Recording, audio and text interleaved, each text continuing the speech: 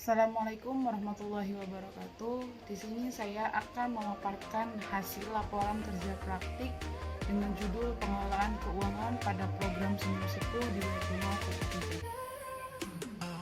Perkenalkan, nama saya Siti Nur Asia, NIM 194162612014 dari program studi manajemen Fakultas Ekonomi dan Bisnis Universitas Buana Perjuangan Karawang tahun 2022.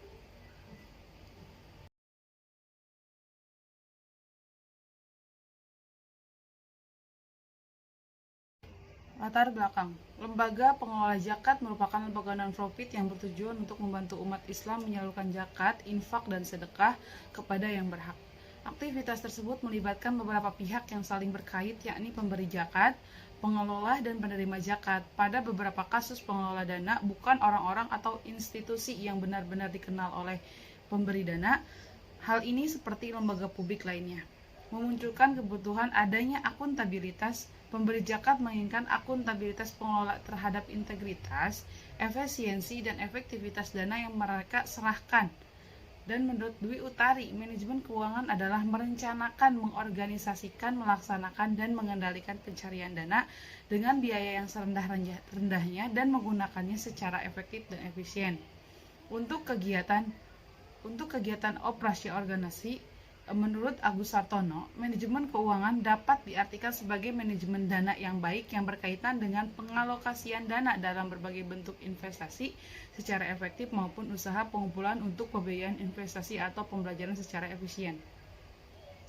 Baitul Mal Pupuk Kujang yaitu suatu lembaga atau badan yang bertugas mengurusi keuangan, baik yang berkenaan dengan soal pemasukan dan pengelolaan maupun yang berhubungan dengan masalah pengeluaran atau menerima, menyimpan, dan mendistribusikan uang sesuai dengan aturan syariat.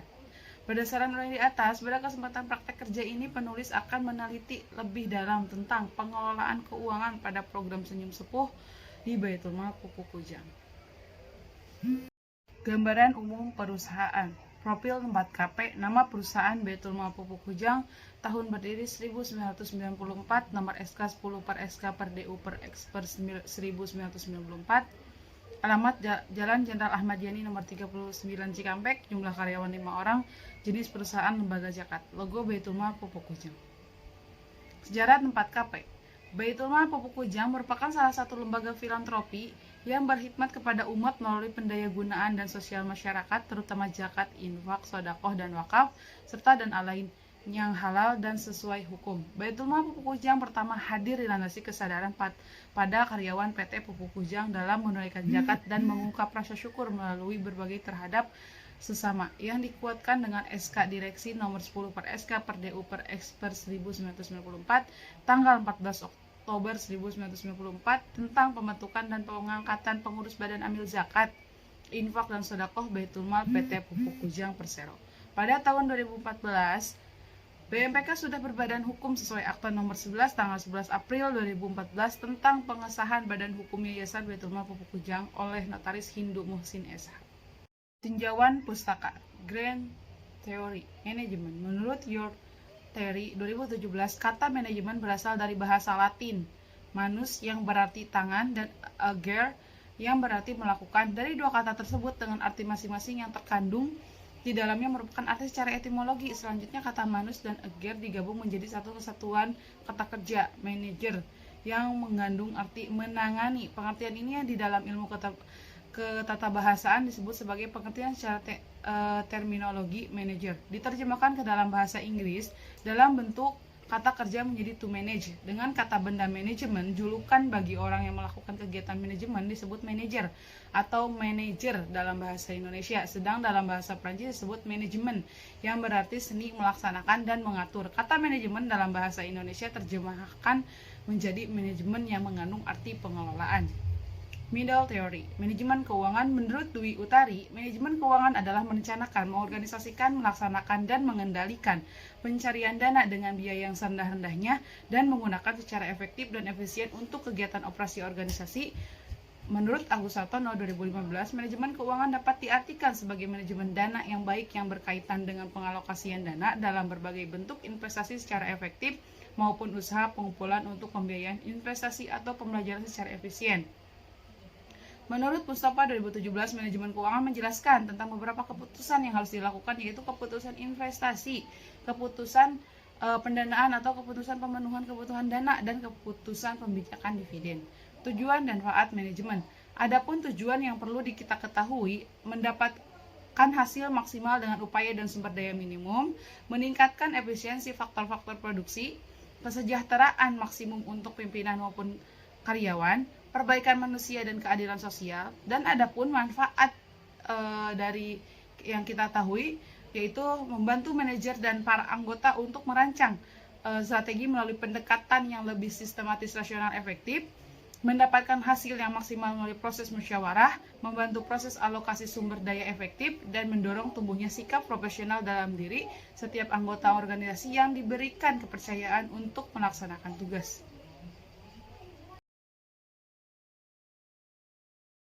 Rank teori pengelolaan keuangan. Menurut Purba et al. 2021, pengelolaan keuangan atau manajemen keuangan adalah perencanaan, perorganisasian, pengarahan, dan pengendalian kegiatan keuangan seperti pengadaan dan pemanfaatan dana usaha. Sedangkan Imanut Anwar 2019, manajemen keuangan adalah suatu disiplin ilmu yang mempelajari tentang pengelolaan keuangan perusahaan baik di sisi pencarian sumber dana, pengalokasian dana, maupun pembagian hasil keuntungan perusahaan.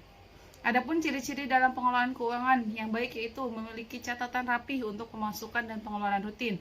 Dengan memiliki catatan finansial yang baik, kamu akan mengetahui arah keuanganmu. Catatan ini akan bermanfaat untuk mengetahui kemana saja lokasi pengeluaranmu dengan lebih detail sehingga kamu bisa membuat keputusan yang lebih tepat di kemudian hari. Kedua, mengetahui budget yang dianggarkan. Mengelola keuangan tentu akan sulit dilepaskan dari menyusun budgeting yang tepat. Jika kamu memiliki keuangan yang aman di masa depan, kamu perlu menentukan budget dan prioritas keuangan agar dapat mencapai tujuan yang diinginkan. Ketiga, memiliki tabungan. Menyisihkan sejumlah uang untuk ditabung itu penting, walaupun tidak harus dalam sejumlah besar. Namun, menabung sedikit demi sedikit akan membantu kamu dalam menghadapi masa depan. Menabung tidak harus dalam jumlah yang besar, tetapi sesuai dengan kemampuanmu, dan usahakan dana tersebut tidak kamu gunakan untuk membelanjakan keinginan, tapi disimpan untuk masa depan. Disiplin dalam berbelanja. Ketika berbelanja, hal yang paling penting adalah menentukan prioritas dan menghindari lebih besar pengeluaran daripada pendapatan. Ketika kamu berbelanja secara membabi buta, hal ini bisa membuat kamu terjerat ke dalam utang. Memiliki dana darurat penting agar kondisi keuangan kita tetap sehat, karena kita tidak bisa memprediksi apa yang akan terjadi di masa depan. Dana darurat memiliki akan sangat membantu kita dan menghadapi kejadian-kejadian yang tidak terduga, semisal yang terjadi pada saat pandemi ini. Dengan memiliki dana darurat, kita tetap bisa memenuhi kebutuhan hidup di saat pendapatan sedang menurun. Tidak melangsa di akhir bulan. Jika kamu kerap stres pada akhir bulan karena kesulitan membayar tagihan atau utang, maka hal ini menjadi pertanda kalau kondisi keuangan kamu sedang tidak baik-baik saja. Memiliki asuransi kesehatan. Setiap kegiatan yang kita lakukan tentu memiliki risiko, dan kalau risiko itu terjadi biasanya memiliki pengaruh yang cukup signifikan terhadap kondisi keuangan pribadi kita. Adapun tujuannya untuk pelaksanaan kerja praktik yang dilakukan selama 5 bulan untuk menetap meng-cross-check data program Penyuluh Sepuh. Praktik juga membuat RAB pengelolaan keuangan pada program Penyuluh Sepuh ini di Baitul Mal Pupuk Kujang. Untuk metode penyelesaian artikel menggunakan metode descriptive liberation merupakan metode yang digunakan dalam mempelajari literatur dan tulisan-tulisan yang mempunyai kaitan erat dengan permasalahan yang akan diselesaikan dan terkait dengan pelaksanaan kerja praktik di Baitul Mal Pupuk Kujang. Metode deskripsif yang digambarkan langsung melalui teks. Pembahasan, kedudukan dan koordinasi. Selama kerja praktik di Baitul Mal Pupuk Kujang, praktikan ditempatkan di bagian program di Baitul Mal Pupuk Kujang, yang dimana bagian program ini masih berkaitan dengan konsentrasi praktikan, dan saya di Baitul Mal di Pupuk Kujang dibimbing oleh Pak Fahri Ismail Rifki. Pelaksanaan kerja praktik berdasarkan kalender akademik Universitas Buana Perjuangan Karawang semester genap tahun akademik 2021 tahun 2022, maka dari itu saya mengusulkan untuk melakukan kerja praktik selama 5 bulan terhitung mulai tanggal 19 Januari sampai dengan 31 Mei dan dilaksanakan selama hari kerja, yaitu Senin sampai Jumat. Adapun tugas utama pada saat praktikan kerja praktik di Baitul Mal Pupuk Kujang yaitu mendata program Senyum Sepuh. Pada saat melaksanakan kerja praktikan diberikan arahan untuk pembimbing lapangan untuk mendata program Senyum Sepuh. Praktikan bertugas memasukkan data nama-nama mustahik ke Excel, bukan hanya nama, tapi nomor NIK, nomor KK, dan sejenis lainnya. Maka dari itu, praktikan memasukkan data yang sudah dikasih oleh pembimbing lapangan. Setelah mendata program Senyum Sepuh, praktikan mengcross-check data program Senyum Sepuh. Setiap beres mendata, praktikan ditugaskan untuk mengcross-check ulang data program Senyum Sepuh, mengcross-check nomor induk, nomor kakak, dan nama dan yang lainnya juga. Setelah mengcross-check, praktikan disuruh membuat berita acara. Setiap anggota membagikan sembako, praktikan ditugaskan untuk membuat berita acara. Setiap pembagian sembako dimulai, praktikan harus membuat berita acara untuk pengeluaran bahwa sembako atau santunan yang akan dikeluarkan. Setelah itu membuat RAB pada program Senyum Sepuh. Setiap kegiatan pelaksanaan program Senyum Sepuh ini, praktikan ditugaskan untuk membuat RAB, di mana rancangan anggaran biaya ini akan mendetailkan pengeluaran uang dan pengelolaan keuangan dari awal sampai akhir dalam program Senyum Sepuh. Setelah itu, praktikan mengarsipkan berkas program Senyum Sepuh. Setiap selesai membuat semuanya, praktikan ditugaskan untuk mengarsipkan dokumen Senyum Sepuh ke dalam BINEK dalam setiap bulan. Dalam mengarsipkan itu ada data form tanda tangan, berita acara, dan nama-nama binaan atau mustahik yang kita bina. Permasalahan dan solusi. Permasalahan yang dihadapi, data yang terkadang tidak sesuai dengan pengajuan. Jumlah mustahik yang tiap bulan selalu berubah. Data yang tiap bulan berubah itu membuat praktikan harus mengupdate setiap per bulan setelah atau sebelum pembagian sembako dan uang dibagikan. Adanya binaan atau majelis taklim yang keluar, dalam hal ini membuat praktikan harus mengubah data secara manual dan mengecek data ulang. Adapun solusinya itu mengatasi kendala tersebut, yaitu solusi mengatasi permasalahan data yang terkadang tidak sesuai dengan pengajuan. Maka dari itu praktikan harus sangat teliti dari awal di saat memasukkan data, dan praktikan memperhatikan juga tentang perlengkapan pengajuan tersebut. Kedua, solusi mengatasi jumlah mustahik yang selalu berubah. Maka dari itu praktikan harus selalu menanyakan kepada ketua majelis tentang jumlah mustahik Baitul Mal Pupuk Kujang per bulannya, karena setiap per bulan jumlah mustahik Baitul Mal Pupuk Kujang berkurang karena banyak orang yang meninggal dunia ataupun pindah rumah. Ketiga, solusi mengatasi permasalahan tentang adanya dua majelis taklim yang keluar, itu maka dari itu praktikan harus cepat mengupgrade ke data yang baru, di mana kalau praktikan tidak secepatnya mengupgrade ke data yang baru, maka bulan depan akan menjadi data yang sangat berat. Kesimpulan, berdasarkan uraian di atas, pengelolaan keuangan adalah perencanaan, pengorganisasian, pengarahan, dan pengendalian kegiatan keuangan seperti pengadaan dan pemanfaatan dana usaha. Dan manajemen keuangan merupakan salah satu pilar manajemen zakat yang utama. Prinsip syariah dan akuntabilitas menjadi kunci dalam manajemen keuangan bagi setiap organisasi. Pengelolaan dana umat ini, semakin besar organisasi atau semakin besar dana yang dikelola, maka semakin kompleks manajemen keuangan yang harus diimplementasikan.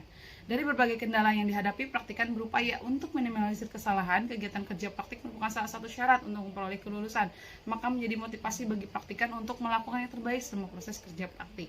Adapun sarannya, berdasarkan pelaksanaan kerja praktik yang telah praktikan jalani, praktikan memiliki beberapa saran yang dapat dijadikan sebagai acuan bagi pihak yang terkait dalam program kerja praktik ini, yakni memastikan bidang yang ditekuni dalam pelaksanaan kerja praktik sesuai dengan bidang yang diambil perkuliahan, mengerjakan tugas-tugas yang diberikan dengan teliti dan hati-hati untuk mencegah adanya kesalahan yang fatal, berkomunikasi dan menjalin hubungan yang baik dengan para pegawai agar mempermudah dalam proses pelaksanaan kerja praktik dan mampu memahami tugas dan tanggung jawab yang diamanatkan, dan perhatikan tingkah laku dan etika yang baik ketika berada di lingkungan tempat kerja praktik.